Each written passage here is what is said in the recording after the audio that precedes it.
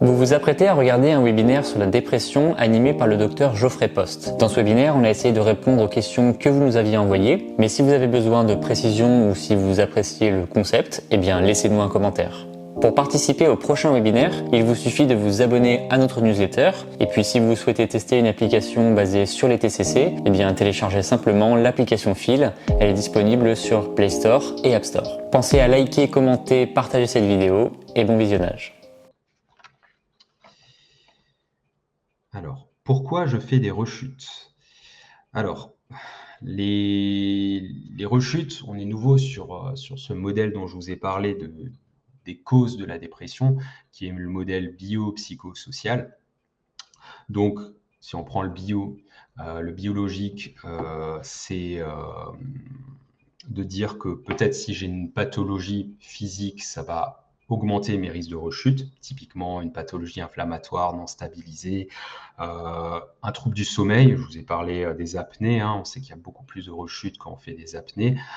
Si on vient dépister et qu'on vient soigner ce type de trouble, on sait qu'on va diminuer le risque de rechute. Ça, c'est sur le côté plus biologique. Alors, j'ai juste une réponse. Alors, planifier est très difficile à cause des angoisses et du stress. Comment calmer rapidement ces angoisses?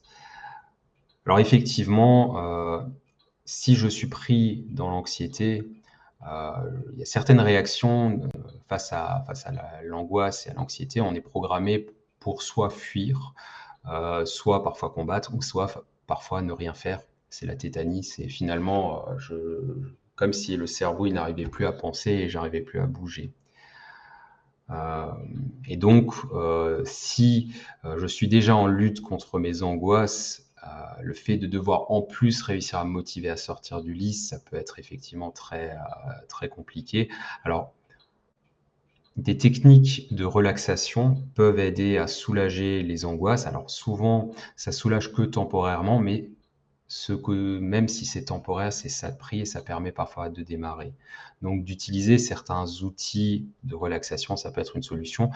Mais attention, si jamais il y a des idées suicidaires ou des ruminations très noires, le fait de faire de la relaxation, ça peut parfois aussi un peu plonger plus profondément là-dedans et ça, il faudrait plutôt l'éviter.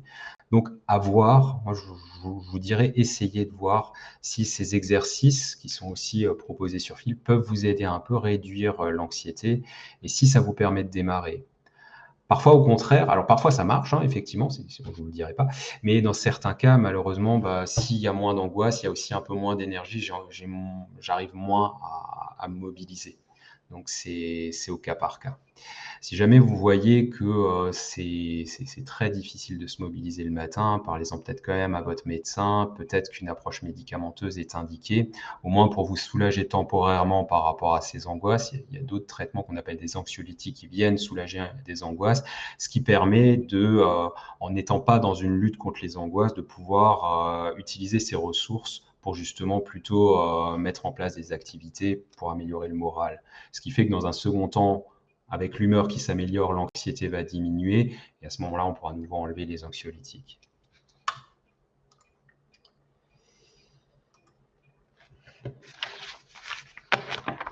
Alors, du coup, je reprends. Donc, oui, pourquoi je fais des rechutes? Donc, je vous ai dit, il y a la dimension biologique qui peut contribuer aux rechutes. Il y a la dimension psychologique. Et là, c'est un peu subtil parce que certains traits psychologiques qui peuvent aider à sortir plus rapidement de la dépression, comme le perfectionnisme, je suis perfectionniste, je vais y aller à fond, je vais faire mes exercices et je vais les faire au mieux possible. Les personnes avec un haut niveau de perfectionnisme, ils vont bien s'engager dans ce type de thérapie et ils vont bien y répondre, donc ils vont rapidement aller mieux. Cependant, le niveau d'exigence élevé vis-à-vis de soi-même, le fait de se mettre quand même la pression, et parfois une pression pas tout à fait adaptée, ça peut conduire à plus de risques de rechute. Donc il y a des éléments de personnalité, parfois aussi ce qu'on appelle des croyances dysfonctionnelles. c'est-à-dire certaines croyances vis-à-vis de soi ou vis-à-vis du monde qui conduisent à être davantage en souffrance et avoir plus de risques de rechute. Donc, c'est ce qui avait donné d'ailleurs lieu à c'est ce qui a fondé en fait les TCC. Faut savoir qu'au départ, dans l'histoire des thérapies cognitives et comportementales, la première thérapie, c'était la thérapie comportementale et on savait que l'activation comportementale, donc la première des choses qui vous est proposée sur fil, aidait à sortir de la dépression. Cependant, à un moment, on s'est rendu compte qu'il y avait des rechutes et que le comportemental ne protégeait pas tellement bien des rechutes. C'est à ce moment-là que le professeur Aaron Beck, le fondateur des thérapies cognitives et comportementales, a justement proposé d'ajouter la thérapie cognitive à la thérapie comportementale. Et là, il s'agissait de mettre en lumière les pensées automatiques négatives qui venaient justement générer une sorte de filtre par rapport à la manière dont on perçoit le monde. Et donc, si on arrive à mieux prendre conscience de ce film automatique, de ces pensées automatiques, notamment les pensées automatiques négatives, ça offre la liberté de venir les critiquer, les questionner, et peut-être de penser les choses différemment, de se dire bah, ça peut être comme ça, mais ça peut aussi être comme ça. Et le fait de rajouter de la souplesse, ça donne ce qu'on appelle un peu plus de flexibilité cognitive. On sait que ça, c'est protecteur vis-à-vis de la rechute dépressive. Donc ça, c'est pour la dimension plus psychologique. Et après, donc biopsychosocial. Pourquoi je rechute? Bah, parfois, c'est aussi en lien avec un environnement qui peut être toxique. Il y a des relations qui engendrent aussi plus de souffrance. Bah, si dans mon entourage, il y a une personne ou des personnes qui me font du mal de manière répétée, qui occasionnent des blessures psychiques sous forme de rabaissement, d'insultes ou autres, ça peut aussi contribuer à des rechutes. Alors à présent, des questions sur l'utilisation de fil. Alors, qui lit ce que j'écris sur fil? Vous et personne d'autre en fait, parce que les données sont cryptées, elles sont gardées sur un serveur, sur le serveur de fil, mais elles sont cryptées selon certaines règles qui sont, c'est aujourd'hui obligatoire quand on a des données qui concernent les utilisateurs. Donc ça s'appelle la réglementation générale de protection des données, le RGPD, vous en avez peut-être entendu parler. Il faut se dire qu'en Europe, on a le plus haut standard en termes de protection des données grâce au RGPD. Fil étant une société française, elle répond à cette loi. Et donc, en termes de protection de données, vous êtes largement mieux protégé que si vous téléchargez une application venue d'un autre pays. Donc, c'est crypté, ça veut dire que ni les développeurs de fil, ni moi-même, n'ai accès à ce que vous notez. Et même si vous nous demandez bah, qu'est-ce que j'ai noté, veuillez récupérer, on ne peut pas parce que c'est crypté. Comment est-ce qu'on fait son parcours dans fil? Alors, le parcours, en fait, il vous est proposé sur l'application. Au départ, il y a une fiche psychoéducative ou une fiche qui vient vous expliquer sur le sujet du jour. Parfois, à l'occasion d'une fiche, on vous proposera de planifier une activité en lien avec cette fiche.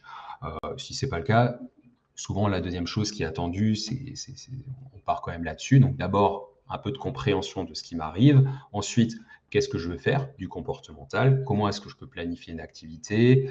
Ensuite, une fois que j'ai fait cette activité, que je l'ai planifiée et éventuellement que je l'ai réalisée, ben, je vais aussi la coter. Quel effet ça a eu sur moi?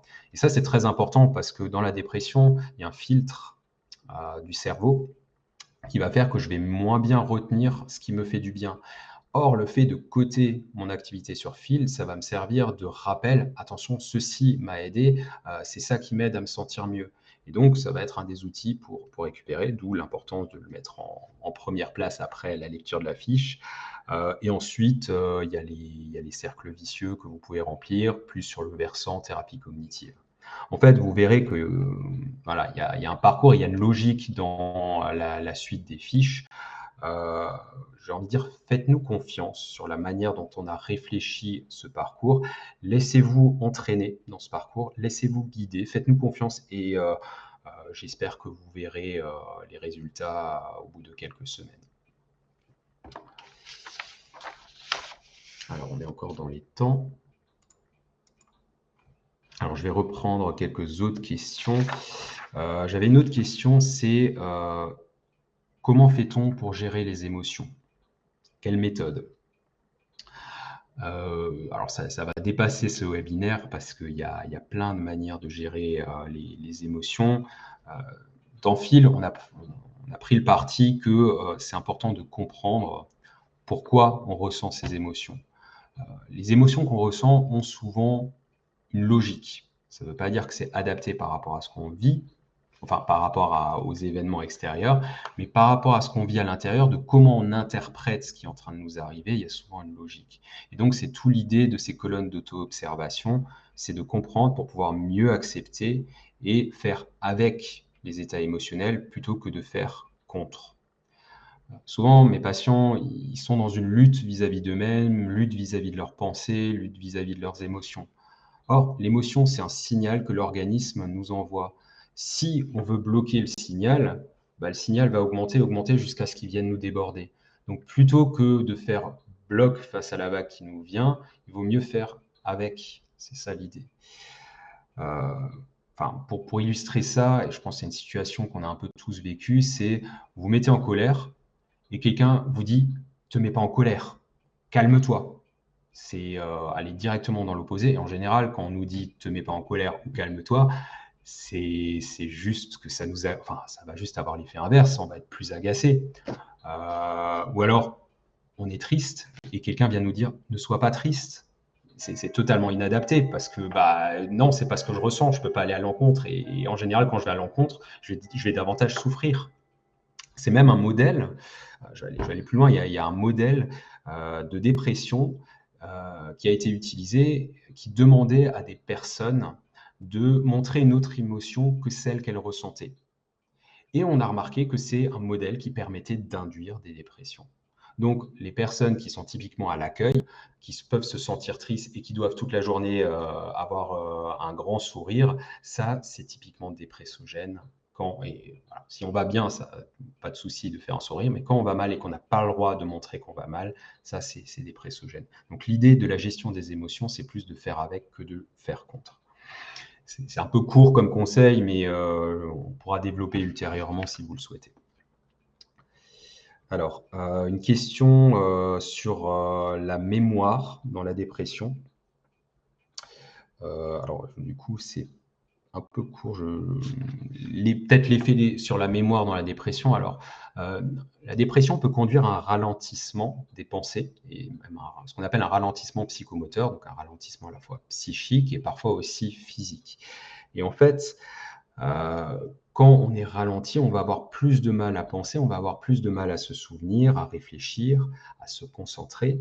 Et donc, d'une part, on va avoir plus de mal à mémoriser parce qu'on a des difficultés en termes d'attention. Donc, si je ne fais pas attention à ce qui se passe parce que je ne suis pas tout à fait là, je ne suis pas tout à fait dans le moment présent, c'est pas que je vais avoir des problèmes de mémoire, c'est pas que j'ai oublié, c'est que j'ai pas encodé. Donc, j'ai pas enregistré ce qui s'était passé. Et ça, c'est plus en lien avec des troubles de l'attention. De même, si je suis pris dans les ruminations, je vais avoir beaucoup de mal à me concentrer sur ce qui est en train de se passer devant moi, je vais moins bien mémoriser, je vais moins bien écouter ce qu'on me dit, et donc mon conjoint ou mon ami va me dire « mais je te l'avais dit, je te l'ai répété 2 fois », et moi, je ne vais pas m'en souvenir, tout simplement parce que je n'étais pas attentif. Donc ça, c'est un des effets où souvent on dit « je perds la mémoire, je suis en train de faire Alzheimer ». Non, c'est… Voilà.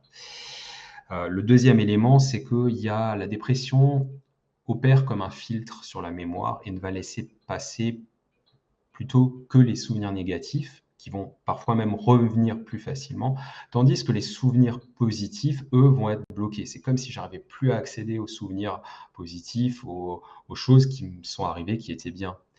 Et là, on comprend que quand on est rempli de souvenirs négatifs, le moral va moins bien. C'est lié aussi à l'humeur. Ça, c'est un effet sur la mémoire.